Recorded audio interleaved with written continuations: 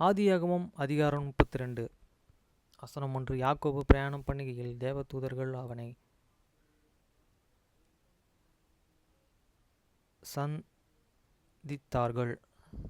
வசனம் 2. யாக்கோபு அவர்களை கண்டபொழுதோ இது தேவனுடைய சேனை என்று சொல்லி அந்த ஸ்தலத்திற்கு மக்னோயிம் என்று பெயரிட்டான்.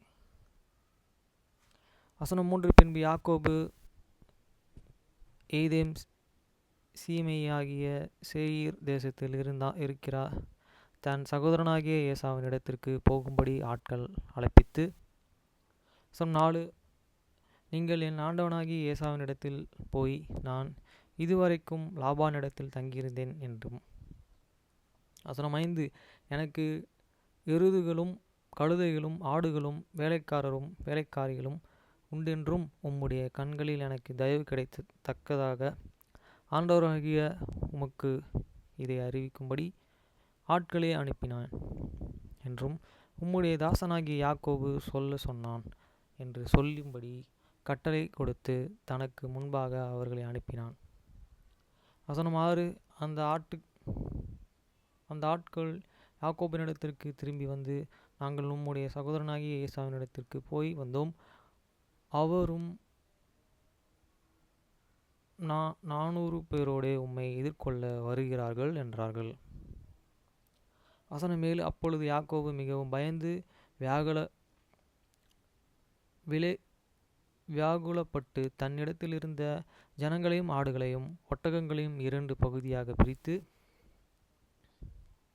வசனம் 8. ஏசா ஒரு பகுதியின் மேலே விழுந்து அதை முறியடித்தாலும் மற்றொரு பகுதி தப்பிக்கொள்ள இடம் உண்டு என்றான். வசனம் 9. பின்பு யாக்கோபு தன் தகப்பனாகிய ஆபிரகாமின் தேவனும் என் தகப்பனாகிய ஈசாக்கின் தேவனும் இருக்கிறாரே, உன் தேசத்திற்கு உன் இனத்தாரிடத்திற்கும் திரும்பி போ, உனக்கு நன்மை செய்வேன் என்று என்னுடனே சொல்லியிருக்கிறார் கர்த்தாவே. 10. அடியேனுக்கு தேவரீர் காண்பித்த எல்லா தயவுக்கும் நல்ல சத்தியத்திற்கும் நான் எவ்வளவினும் பாத்திரன் அல்ல. நான் கேளும் கையுமாய் இந்த யோர்தானை கடந்து போனேன். இப்பொழுதோ இவ்விரண்டு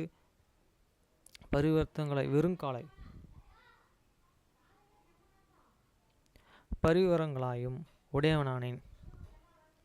11. என் சகோதரனாகி ஏசாவின் கைக்கு என்னை தப்புவியும், அவன்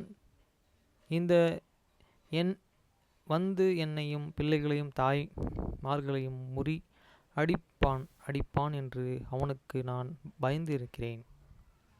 வசனம் 12. தேவரீர், நான் உனக்கு மெய்யாகவே நன்மை செய்து உன் சந்ததியை எண்ண முடியாத கடற்கரை மணலைப் போல மிகவும் பெருக பண்ணுவேன் என்று சொன்னீரே என்றான். வசனம் 13. அன்று ராத்திரி அவன் அங்கே தங்கி தன் கைக்கு உதவியானவைகளிலே தன் சகோதரனாகிய ஏசாவுக்கு வெகுமனமாக, வசனம் 14. 200 வெள்ளை ஆட்டுக்கடாக்களையும் 20 வெள்ளை ஆட்டு குட்டிகளையும் 200 செம்பறி ஆடுகளையும் 20 ஆட்டுக்கடாக்களையும் 15 பால் கொடுக்கிற 30 ஒட்டகங்களையும் அவைகளை குட்டிகளையும் 40 கடாரிகளையும் 10 காளைகளையும் 20 கோலாகை கழுதைகளையும் 10 கழுதை குட்டிகளையும் பிரித்தெடுத்து வேலைக்காரர்கள் கையிலே ஒவ்வொரு மந்தையாக தனித்தனியாக ஒப்புவித்து, நீங்கள் மந்தைக்கு முன் பின்னும் இடம் விட்டு எனக்கு முன்பாக ஓட்டிக்கொண்டு போங்கள் என்று தன் வேலைக்காரனுக்கு சொல்லி, வசனம் 17. முன்னமே போகிறவனே நோக்கி, என் சகோதரனாகிய ஏசா உனக்கு எதிர்ப்பட்டு, நீ யாருடையவன், எங்கே போகிறாய், உனக்கு முன் போகிற மந்தை யாருடையது என்று உன்னை கேட்டால், வசனம் 18. நீ, இது உமது அடியனாகிய யாக்கோபு உடையது, இது என் ஆண்டவனாகிய ஏசாவுக்கு அனுப்பப்படுகிற வெகுமதி, இதோ அவனும் எங்கள் பின்னே வருகிறான் என்று என்றான். வசனம் 19. 2ஆம் 3ஆம் வேலைக்காரனையும் மந்தைகளையும் பின்னாலே போகிற அனைவரையும் நோக்கி, நீங்கள் ஏசாவை காணும் பொழுது இந்த பிரகாரமாக அவனோடு சொல்லி, வசனம் 20, இதோ உமது அடியனாகிய யாக்கோபு எங்கள் பின்னே வருகிறான் என்று சொல்லுங்கள் என்று கட்டளையிட்டான். முன்னே வெகுமதியை அனுப்பி அவனை சாந்தப்படுத்தி கொண்டு, பின்பு அவன் முகத்தை பார்ப்பேன், அப்பொழுது ஒருவேளை என் பேரிலே தயவு இருப்பான் என்றான். வசனம் 21, அந்தபடியே வெகுமதி அவனுக்கு போயிற்று. அவனோ அன்று ராத்திரி பாளையத்திலே தங்கி. வசனம் 22, ராத்திரியிலே எழுந்திருந்து தன் 2 மனைவிகளையும் தன் 2 பணிவிடைக்காரிகளையும் தன்னுடைய 11 குமாரர்களையும் கூட்டிக்கொண்டு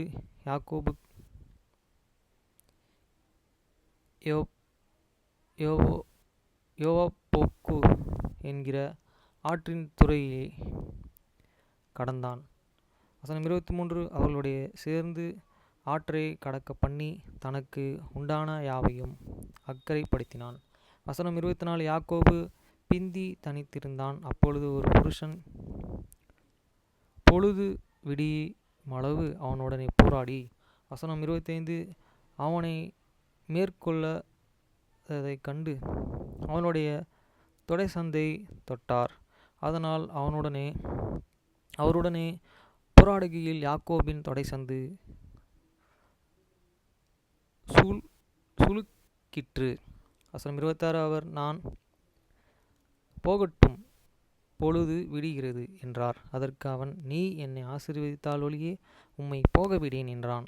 வசனம் 27, அவர், உன் பெயர் என்ன என்று கேட்டார். யாக்கோபு என்றான். அதற்கு வசனம் 28, அப்பொழுது அவர், உன் பெயர் இனி யாக்கோபு என்னப்படாமல் இஸ்ரவேல் என்னப்படும். தேவனோடும் மனிதரோடும் போராடி மேற்கொண்டாய் என்றார்.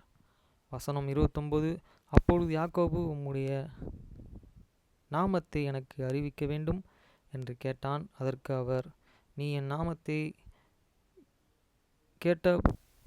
கேட்டு போனேன் என்று சொல்லி அங்கே அவனை ஆசீர்வதித்தார். வசனம் 30, அப்பொழுது யாக்கோபு, நான் தேவனையும் முகமுகமாய் கண்டேன், உயிர் தப்பி பிழைத்தேன் என்று சொல்லி அந்த ஸ்தலத்திற்கு பென்னியேல் என்று பெயரிட்டான். வசனம் 31, அவன் பென்னியேலிலே கடந்து போகையில் சூரியன் உதயமாயிற்று. அவன் தொடசந்துகளினாலே நொண்டி நடந்தான். வசனம் 32, அவர் யாக்கோபுடைய தொடைசந்து நரம்பை தொட்டபடியினால் இஸ்ரவேல் புத்திரர் இந்த நாள் வரைக்கும் தொடைசந்து நரம்பையும் புசிக்கிறதே இல்லை.